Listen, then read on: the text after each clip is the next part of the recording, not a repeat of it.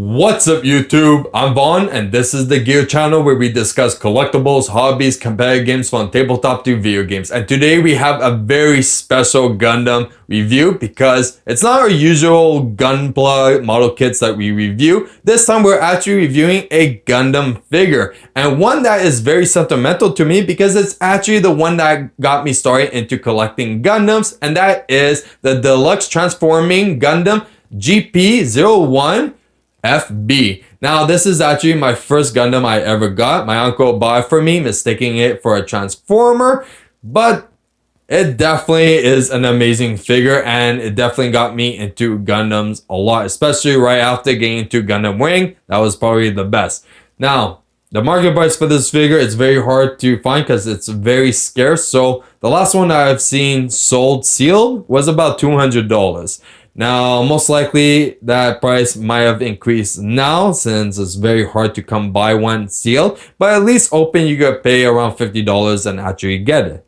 The size for this figure is actually quite big though, so it does surpass a usual master grade, but it is a bit smaller than most perfect grades. Now with that being said, let's get started on the review. And here he is, and he just looks incredible. So we're going to take a close look of his body separately. So first the legs. Now surprisingly, a lot of the plate armor does actually come off, which is actually pretty cool. So you can actually see the armature of it, but sadly not for the torso. Now for articulation on the legs, there's actually quite a bit from the skirts could lift up, back a bit. Now these can definitely move outwards like these.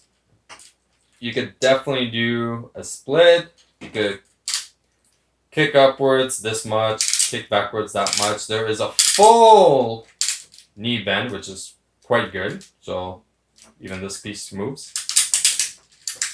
There are quite a bit of articulation on the ankles, side to side just a bit. Mostly up and down that it can do. Pretty cool. There are some hidden jets over here, and then guns over here, which is quite nice.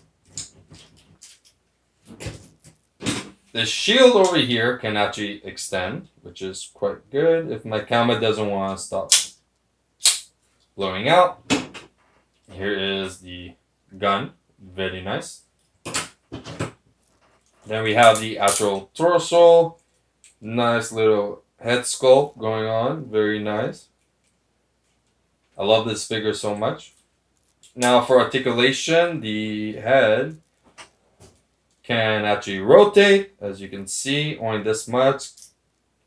Can look down. Not really up. Arms could turn 360. There is actually a full elbow bend as well. Wrist could turn 360 on a ball joint. You can actually see more jets. And now one of the coolest features is actually this. There you go. That I thought was really cool. So you can actually do it for both. And then this opens, but it's much better to do while we actually put the jet in. Now for the jet, it doesn't really have that much articulation. Just pretty much the jet could move in the back. So that's good. And then these, the sabers, can definitely move up and down, mostly for like landing gear, so it's not that impressive. And then the pilot can definitely open, so that's cool. So let's do some transformation and see. So for transformation, it's quite simple. You're going to rotate the sabers for an angle just like this. Perfect. You want to take the nose and bend it and fold it down. These extend, so you're going to have to stand, rotate it, turn it back. Same thing, extend, turn it back. And this goes down, so you have to rotate it down like this. And then at this point, you're going to just push it down just like that. There you go. So now you see like the two holes for the pegs. So we're going to take this, line everything up, and close it down. There you go. Now for the upper half, for the head, there is over here and a little hole over here, as you can see. And this square over here has to match over here. So that has to be placed first. And then this one, you only have to extend it a bit back. And then slide it in just like that.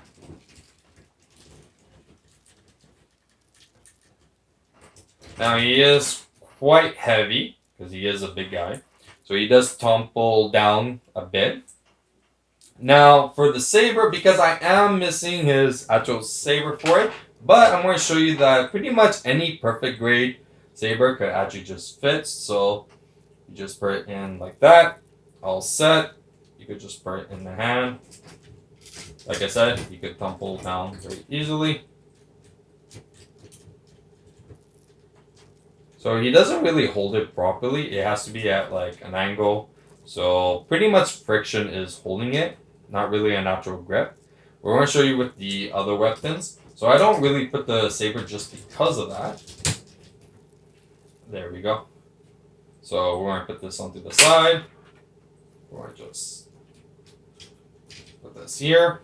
And we're going to show you how to put the weapon. So starting with this blaster, it pretty much just slides in. So it's not an issue. The downside when it comes to the shield though, because as a kid this thing was always a hassle to put on because there's no posability in his fingers, so you pretty much have to stretch it just to put this in. So as we're forcing it in like this, like now it seems easy because I'm a lot stronger than when I was a child, but as a kid it was very difficult. So,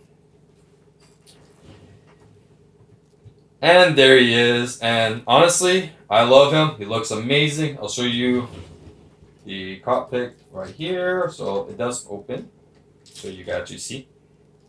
Pretty cool. So everything about him I just love. So definitely one of my favorite Gundams that I own, definitely, because it was the first. Now, I think it's about time we check some size comparison. Here he is next to the Master Grade Sazabi Verkai. Now, he is still a little bit taller than Sazabi, but honestly, this is such a really cool size comparison. Now let's check compared to a perfect grade. And here he is next to the perfect grade Strike Freedom Gundam. Now there's not a big drastic size difference, but there is still a pretty much big difference compared to the two. And especially if I don't have his wings attached to him, then you don't really notice it that much. But you know what? It is a very decent size and it is quite big. And that's it for our Gundam review. Now if you guys enjoyed today's episode, you know what to do. Like and subscribe. And if you want a sneak peek of future products we're planning to review on the channel, you can follow me on my Instagram, VaughnGear. I'm Vaughn and this is the Gear Channel.